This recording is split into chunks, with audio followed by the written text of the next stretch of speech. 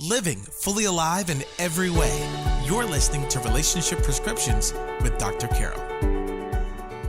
Welcome once again to Relationship Prescriptions with Dr. Carol. I am on location today here in Atlanta, Georgia. I have a new friend, Bob Rodgers. Welcome to the program, Bob. Thank you so much. Delighted to be here. It is so glad to be with you. I heard some stories and some information that you just shared last night at our conference here at Victory that just stretched my heart in amazing ways. You are the president and CEO of Street Grace. Right. So tell us, what is Street Grace? Yeah, no. Thanks again so much for the opportunity to be here. It's an honor to be able to speak to you and share with your listeners. Yes. Street Grace is an anti-domestic minor sex trafficking organization, so that's a mouthful. You will often hear it called commercial sexual exploitation of children. What it means is that we're an organization that fights for children and believes that all children should be free to live in a world where they don't experience, aren't threatened by, and don't incur the harms of sexual exploitation or sexual abuse. So we're a not-for-profit that stands in the gaps fighting for and protecting children in the realm of sexual exploitation. In addition to that, our, I guess, kind of unique twist is that not only do we do that, but part of our defined mission is to pursue the buyers of sex and the traffickers. They are oftentimes, unfortunately, the ones that in a sting operation or a law enforcement bust or some, when you read a headline in the story, right, what you don't often hear about or not as often hear about is the buyer of sex. That person has far too long been able to operate underneath this cloak of anonymity that allows them to remove themselves and any of the consequences that come from this. So we have two focuses. One is to protect and educate, and the other is to pursue the buyers of sex and the traffickers, and then this overarching issue of policy. So we have a vice president of policy who is a human trafficking prosecutor in the state's human trafficking prosecutor for Georgia, who helps us craft local and national policy to help create laws that can allow law enforcement to do their job and then allow prosecutions to be able to successfully occur. That's awesome. So you are not only, so to speak, picking up the victims at the bottom of the hill after they have crashed, as important as that is, you're trying to stop them from falling over that cliff. You're trying to stop things before the sex trafficking actually happens. Oh, 100%. Yeah, it's our the motto that we don't print in print is no more stories to tell, no more pictures to show. Amen. And so ours is about, that's the impetus behind the word demand, is to target the buyers of sex. If there were no buyers of sex today, then tomorrow there would be no business. The sellers would not traffic these kids if there wasn't money to be made. That's exactly right. Yeah, so you're backing it up. That's exactly. The traffickers are opportunists. Yes. There is a market and a demand, and they facilitate that, and they're the ones who line their pockets. In looking at your website, streetgrace.org, I was impressed by the wide number of partnerships that you have. Mm-hmm. Government, community organizations, church, and that seems such a powerful coming together in Street Grace. Oh, yeah. I mean, let's be really candid. It makes us way better than we could be independently. Yes. This issue, I mean, if you just think about human trafficking as a whole, human trafficking is $150 billion, that's billion with a B, dollar, illegal business around the globe. About a third of that is estimated to be sex trafficking. That's about $45 billion. If you look just in Atlanta alone, and I know some of your listeners are in Texas and around the country, but you look at Atlanta and you look at Texas, this is a tens or hundreds. In Atlanta, it's estimated to be a $290 million a year illegal business. In one city? Yeah, in one metropolitan area. Think of the scope and the magnitude of some of the other cities around the country. I mean, the lowest, there was a study done several years ago, and I think Denver was the lowest ranked city, and it was a $39 or $40 million a year business there. So human trafficking and sex trafficking is not just a there problem. It is. It is people get kidnapped here and taken there. They get kidnapped there and brought here. They get transported. But trafficking doesn't connotate movement. It means exploitation and modern-day slavery. So wherever you are, whoever's listening right now, you have a sex trafficking problem there if you're in the United States of America or anywhere around the globe. Well, Bob, you have talked about Street Grace being one focus of Street Grace is targeting the buyers of sexual exploitation. Talk about how Street Grace is doing that. Yeah, a couple of different ways, specifically with the buyers. We do it through some of our outreaches and some of the work that we do. We also have teams that go out on weekends to high-risk areas and, kind of canvass the area, take gift bags, breakfast, and, have even an opportunity for prayer. And it is not an uncommon thing where a trafficker would ask us to pray for them. Wow. But the most significant thing that we do probably is our program called Transaction Intercept. We were doing this a couple of years ago where we would have a conference room and we'd have 4 men on one side of the conference table and 4 women on the other side, and the men would have burner phones and the women would be posting ads, decoy ads on the internet on nefarious websites where things like this would occur. People would call in, we would intercept the call, walk them through a script, and try to help them face the reality of what they've just done. We found 2 significant things that were occurring. One of them is there was a noticeable reduction in repeat callers. The second one is after this conversation was over, we texted everyone a secret website that had additional resources for help, web-based, telephone, community-based, local, whatever they wanted to, but a variety of resources that could help a man or a woman, but primarily a man, right, who found themselves in this situation. We said, this is pretty cool. So if this is good for 10 or 15,000 calls, I wonder what would happen if we did it bigger. So we went to a technology company and said, could you build a platform that could allow all this to occur? And they said, yes, we could, but it would cost, this. And we said, well, we have nothing. So the long and short of it is we went back to the technology company. We went to a global texting company, a global telecom company, and then we met with the CDC. And then we met with Kennesaw State University here in Atlanta. And then we met with the Georgia Bureau of Investigations from a law enforcement perspective. And then we met with an organization called BBDO, which is the largest and most awarded advertising firm on the planet. And every one of them said, we're in. We will do this, and we will do this pro bono. So over the last 12 months or so, we've been building this platform that is now built. We've built a chatbot that we call Gracie. Gracie communicates like a 14-year-old girl and is able to have some of the most horrific and vile conversations that you could possibly imagine. And in the course of that, she will schedule appointments, and then when these appointments are scheduled, the person on the other end of the phone will eventually get a text that just says, hey, I wanted to let you know that this entire conversation has been documented and set up in a permanent file associated with your name and number.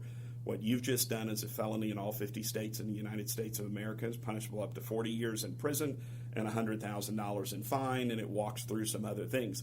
So it's this moment where the person who's attempting to purchase sex with a minor has this all of a sudden awakening that says, oh no, now what am I going to do? Because you can't argue about it, right? You can't talk back, and you can't fuss, and you can't threaten.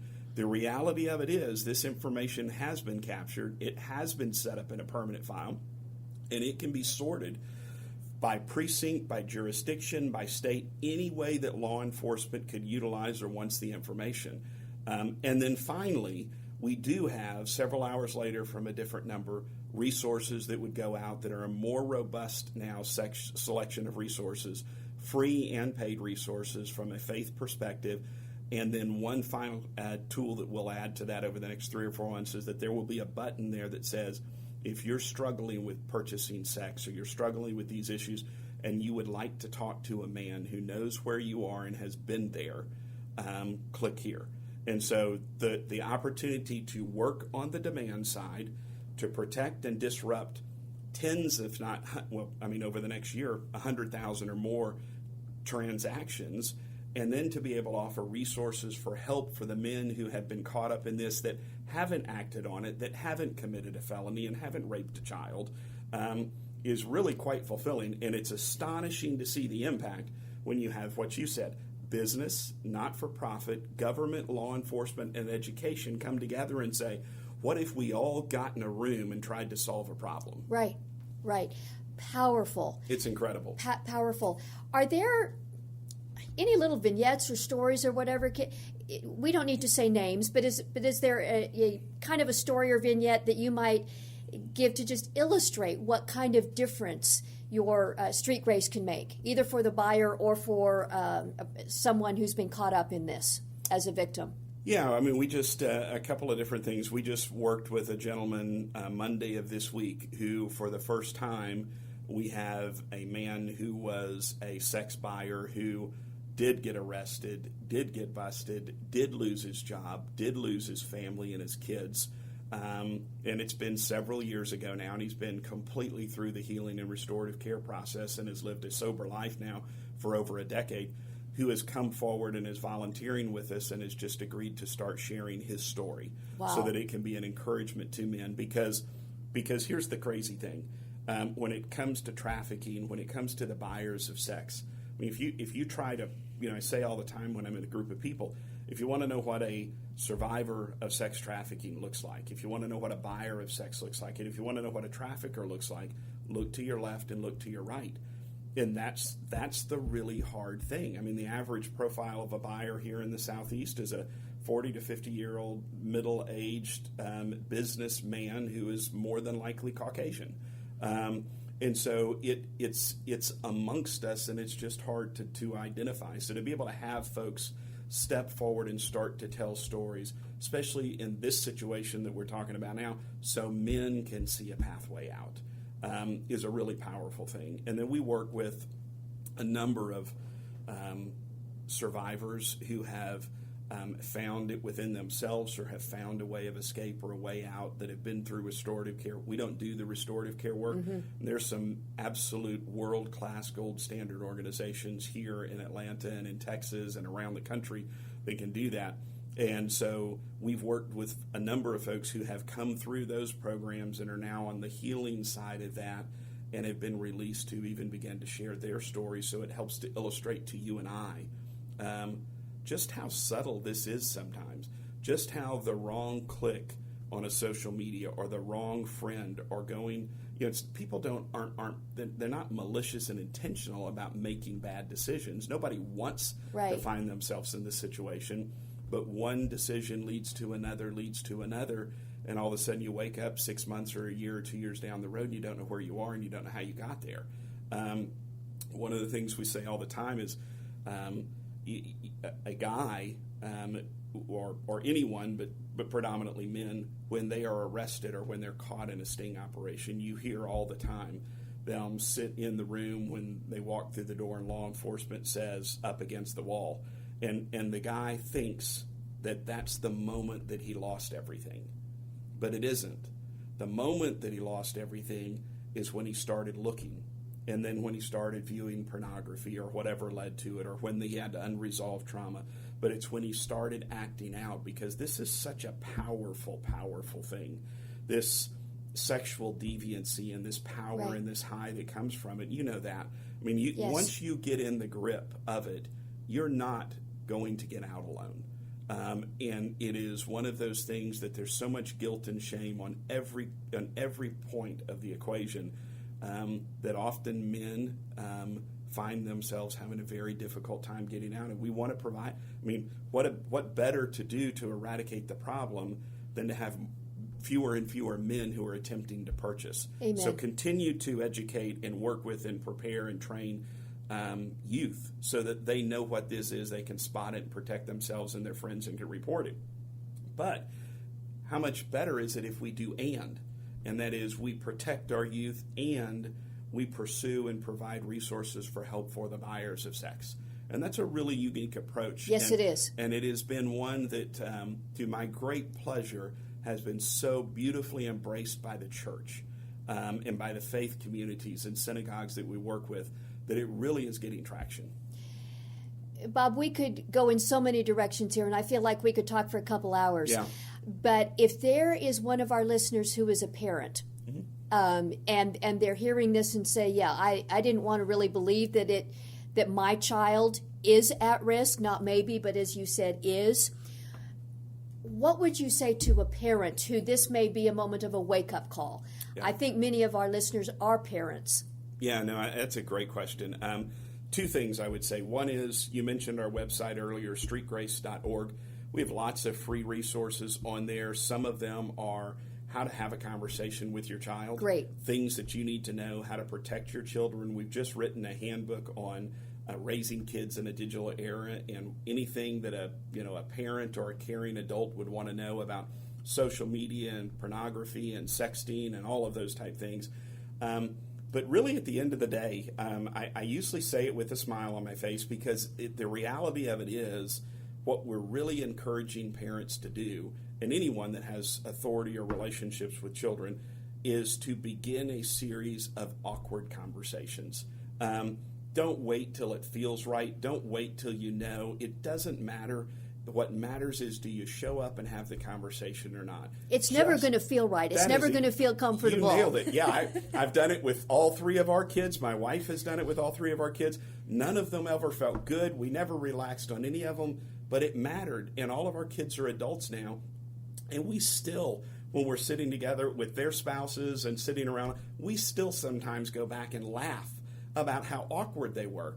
But here's what's the amazing thing. They remember that we had them. Yes. They remember that they remembered somebody told them. They remembered somebody cared enough. The sad truth is that youth and kids in this day and age, inside and outside of the church, are learning the vast majority of their sex education is coming from pornography. And we can't let that be. That's exactly right. And so if we are silent, we are complicit. So we have to engage in just a series of awkward conversations. They don't have to be right. They just have to be awkward. And you just have to have them. Who can't do that? Yeah.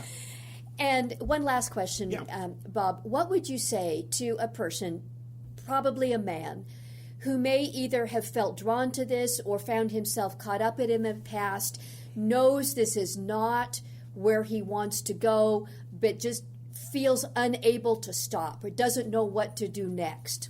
Yeah, I think there's a couple of different things. I was speaking with a PhD counselor who for 30 plus years now has been working with men in this situation a few weeks ago. And I heard somebody ask him the question that they're just struggling with temptation, sexual temptation. And the counselor gave an answer that I initially didn't like, and then I realized what a bold truth it was. And he said, well, congratulations on being a healthy, normal male. He said, that's not the issue. My question to you is, are you acting on it? Yes. And when we start acting on it, we begin a series of events that the faster we can get accountability, the faster we can get other men, the faster we can get help. And everybody that looks at pornography isn't addicted to pornography. And everybody that looks and has seen pornography isn't going to buy sex. But I've never met a person who buys sex that doesn't view pornography. Yes. And so there's this realization that says this is a one-way road. This leads to one place and one place only, and that is a constant downhill slide. Nobody ever stays in the same place for 10, 20, 30 years. And you don't want to go there. No, you don't at all. And you can't, for the most part, you can't get out without help. And the hardest thing on earth for men to do sometimes is to reach out and say, I need help. I need to be vulnerable. I need to share this with somebody, and I need to be accountable. And I can't overstate accountability. We've worked with lots of men who have been through programs, but when you come out of the program and you've seen and experienced some success, if you don't maintain honest accountability, you're back in the same cycle. And so, again, it's a long and there's a simple answer, but for a man, you have to have accountability. You've got to find a way to help. And if you don't have someone in your life, reach out to us. We can connect you with programs, web-based, telephone, free, local, in your community, however you want to do it. And your connection with us is anonymous. So, thank you, Bob Rodgers, so much for being on our program today. If somebody listening wants to find out more about Street Grace, how can they do so? Yeah, streetgrace.org, STREET, Grace, GRACE.org, and my contact information and everything's there, and we and I are here to help in any way that we can. We want to encourage you and see you live a fulfilled life. You have been so wonderful to talk with us. Thank you so much for being on the program. Thank you so much. Appreciate it. God bless you. I hope that inspired you as much as it did me. what Street Grace is doing, not only working to rescue those who are caught up in human trafficking, the sex trade, but even more to impact the demand. The gospel makes an impact everywhere. Sometimes we limit in our own minds where the gospel wants to impact our culture, people, etc. God is just as concerned about those individuals who are caught up in the addiction that leads them to reach out and buy sex. The gospel wants to make just as much a difference for them as for the victims. Everyone caught up in brokenness and sin, God wants to make a difference for. And I hope that message has inspired you as well. If you'd like to find out more, again, check out their website, streetgrace.org. You can also find them on social media. And thank you again for listening. If you have a question or a comment about this or any of our podcasts, I would love to hear from you. You can do that by leaving me a message on our website, drcarolministries.com/podcast, and I read everyone personally. We'd also love you to share this podcast. If any of these episodes have meant something to you, tell your friends about it, leave a review on iTunes. Thank you again for being part of our podcast family. And until next time, may God bless you.